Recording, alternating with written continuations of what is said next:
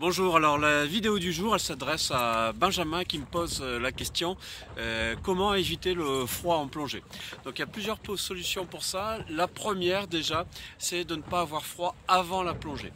Et donc pour ça quelques petites astuces: avoir bien dormi, avoir bien mangé au préalable, hein, si c'est le matin, un bon petit déjeuner bien consistant, et surtout bien se vêtir avec des vêtements techniques adaptés de manière à ne pas se refroidir, surtout si vous naviguez en semi-rigide, en Zodiac. Hein, donc la première chose, ne pas se refroidir avant de plonger. Ensuite, choisir le bon équipement de plongée. Donc pour ça, vous avez différentes épaisseurs de combinaisons pour les combinaisons humides. Donc pour les mers chaudes, on va dire que 5 mm, voire 3 mm si les températures dépassent 26 ou 28 degrés, ça suffit. Ensuite pour les températures moyennes entre 20 et 26 degrés, la 5 mm est de mise, et en dessous il faut passer aux 7 mm. Donc ça c'est pour les combinaisons humides. Après, meilleure protection, c'est avec les combinaisons étanches qui vont avoir, les combinaisons semi-étanches qui vont avoir la même épaisseur, mais qui ont une fermeture qui auparavant était essentiellement dans le dos, maintenant se trouve devant, mais horizontalement. C'est une fermeture éclair qui garantit le peu d'infiltration d'eau, donc qui minimise le refroidissement. Alors ça c'est une solution. Ensuite par rapport à ça, vous avez aussi les sous-vêtements de plongée.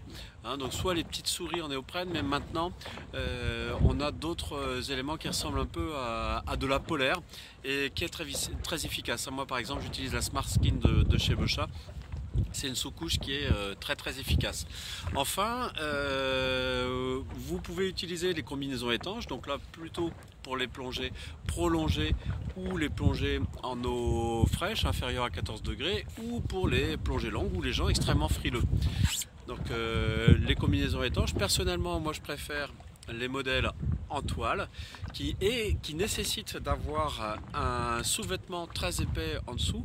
L'avantage de la toile, c'est qu'on peut dimensionner le vêtement en fonction de la plongée. Ensuite, en entretien, une toile c'est très facile puisqu'on peut même rincer l'intérieur et le faire sécher, c'est assez simple. Alors qu'une étanche en néoprène, qui certes épouse mieux le corps, va vous limiter dans les vêtements que vous pouvez mettre en dessous, et surtout vous aurez des difficultés d'entretien puisqu'en fait quand on plonge, eh bien, on émet de l'eau, de la condensation, hein, par la sueur, et c'est très difficile de faire sécher une combinaison étanche en néoprène. Donc très vite ça sent pas très bon à l'intérieur. Donc c'est pour ça que personnellement je ne recommande pas ce produit, mais plutôt s'orienter vers une combinaison sèche. Enfin, pour améliorer votre protection, hein, pour la plupart des plongées que vous faites en combinaison humide, classique ou semi-étanche, vous pouvez aussi avoir des gants, même si j'apporte toujours un bémol sur les gants, puisque avec les gants on a tendance à toucher la faune plus facilement et à l'abîmer. Mais si vous êtes frileux des mains, ça peut vous aider. Ensuite, je rappelle quand même que mettre trop de néoprène, ça ne facilite pas toujours le confort en plongée. Hein, donc attention à ça, puisque plus de néoprène, plus de vêtements, ça veut dire aussi plus de poids, et donc après vous êtes moins fluide dans l'eau. Donc des fois il vaut mieux accepter d'avoir un tout petit peu froid pour être plus fluide.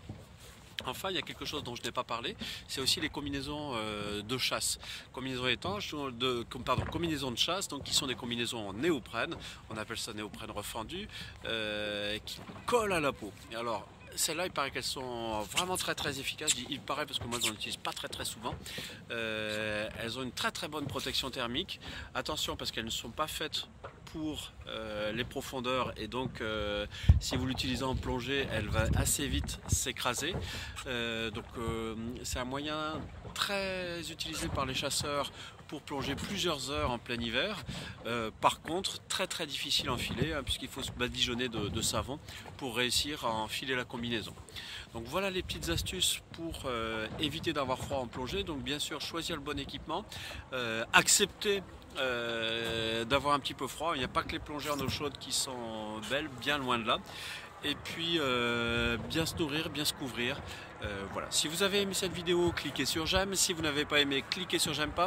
Vous voulez voir d'autres sujets abordés, n'hésitez pas à vous commenter sur cette vidéo comme Benjamin l'a fait. Vous me passez un petit coup de fil, vous m'envoyez un message sur Facebook.